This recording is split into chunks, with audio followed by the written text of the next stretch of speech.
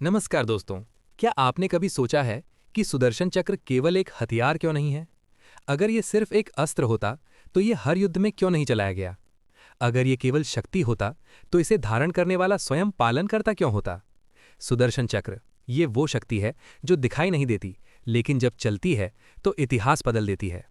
सुदर्शन चक्र भगवान विष्णु का दिव्य आयुध है, लेकिन वेद, उपनिषद और पुराण बताते हैं कि ये केवल आयुध नहीं, ब्रह्मांडीय नियम है।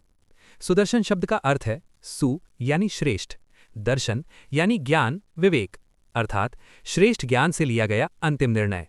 इसलिए सुदर्शन चक्र क्रोध से नहीं चलता, अहंकार से नहीं चलता, ये केवल धर्म से चलता है।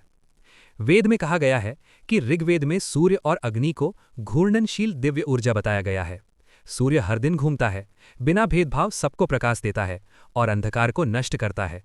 सुदर्शन चक्र भी ऐसा ही है, निष्पक्ष, अटल, अवश्यंभावी।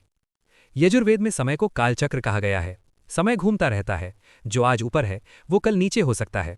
यही सुदर्शन चक्र का रहस्य है, ये समय है, आज नहीं तो कल, लेकिन न्याय अवश्य होता है। उपनिषदों का गूढ़ संकेत। कठोपनिषद कहता है आत्मा केंद्र है और संसार चक्र, जो केंद्र से हटता है वो परिधि में भटकता है।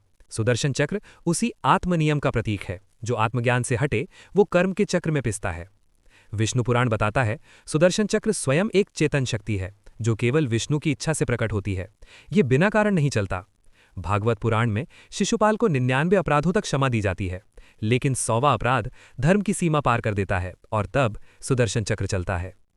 महाभारत हमें सिखाता है चेतावनी समाप्त हो सकती है, लेकिन नियम नहीं। सुदर्शन चक्र तुरंत नहीं चलता, लेकिन जब चलता है तो कोई उसे रोक नहीं सकता।